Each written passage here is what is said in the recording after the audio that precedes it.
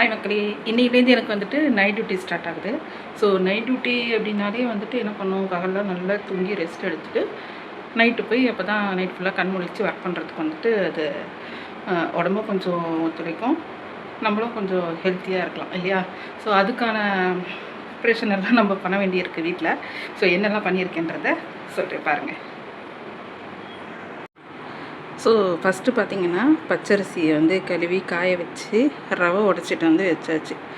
இது நம்ம வந்துட்டு டிஃபனுக்கு டக்குன்னு எடுத்து போட்டு ஒரு நொய் உப்புமா பண்ணிக்கலாம். நொய் உப்புமா நல்ல டேஸ்ட்டாகவும் இருக்கும், நல்ல ஃபில்லிங்காகவும் இருக்கும் சாப்பிட்றதுக்கு.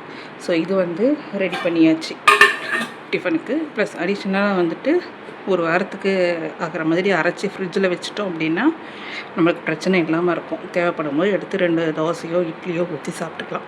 அதுக்காக அரிசியுமே ஊற வச்சாச்சு. இதை ஈவினிங் வந்துட்டு நான் டியூட்டி கிளம்புறதுக்கு முன்னாடியே அரைச்சி ஃப்ரிட்ஜில் ஸ்டோர் பண்ணி போட்டுருவேன் டப்பாவில் போட்டு. ஸோ இதுக்கு வந்துட்டு சைட் டிஷ் நம்மளுக்கு வேணும். இதுக்கு உப்புமா பண்ணாலும் சரி, இட்லி தோசை எது வேணாலுமே நமக்கு சைட் டிஷ் ஒன்று வேணும் இல்லையா. அதுக்காக வந்து இட்லி பொடி வந்து அரைச்சாச்சு. இட்லி பொடி அரைச்சி வச்சுட்டுனா ஸோ டிஃபனுக்கு இதுதான் நைட்டு ஒரு வாரத்துக்கு.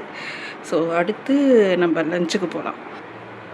ஸோ ஃபஸ்ட் நைட் டியூட்டி இன்றைக்கி ஸ்டார்ட் ஆகுது. ஸோ இன்றைக்கி பிரச்சனை கிடையாது. இன்றைக்கி நம்ம இந்த சாம்பார் கொதிச்சிட்ருக்கு, சாதம் வடித்தாச்சு, இந்த நூக்கல் பொரியல் பண்ணிட்டேன்.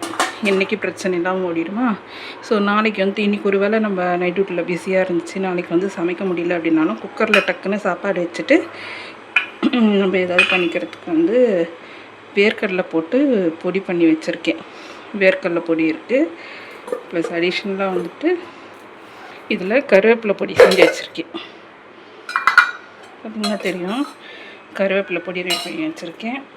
இதில் வந்துட்டு இந்த டப்பாவில் பார்த்திங்கன்னா எள்ளு பொடி ரெடி பண்ணி வச்சுருக்கேன்.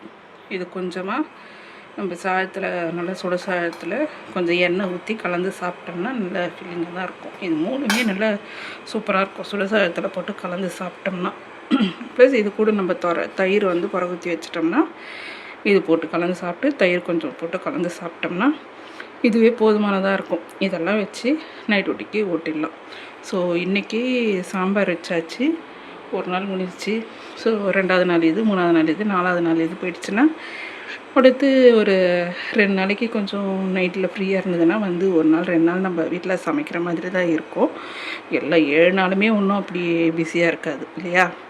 ஸோ அந்த மாதிரி ஃப்ரீயாக இருக்க நாளைக்கு 1 நாளைக்கு 2 நாளைக்கு வீட்டில் வந்து சமைச்சிட்டோம்னா ஒரு வாரம் நைட் டியூட்டி வந்து முடிஞ்சிடும். இந்த மாதிரி நைட் டியூட்டி வேலைக்கு போகிறவங்களுக்கு கூட ஹெல்ப் பண்ணுறதுக்கு ஆள் இல்லை அப்படின்னும் போது இந்த மாதிரி ப்ரிப்பேர் பண்ணி வச்சுட்டு போயிட்டோம்னா அந்த ஒரு வாரம் வந்து பிரச்சனை இல்லாமல் போகும்.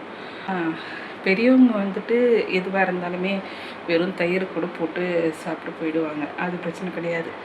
இதுவே கிட்ஸ் வந்து இருந்தாங்க அப்படின்னும்போது வந்துட்டு அவங்களுக்கு தினமும் இதையே கொடுத்துட்ருந்தோம், அவங்களுக்கு கொஞ்சம் போரிங்காக ஃபீல் பண்ணுவாங்க. என்னடா இது அப்படிங்கிற மாதிரி வெளியிலேருந்து வாங்கி சாப்பிட்ணும் அப்படின்னு சொல்லிட்டு நினைப்பாங்க. அது கொஞ்சம் கஷ்டமாக தான் இருக்கும். ஸோ பார்க்க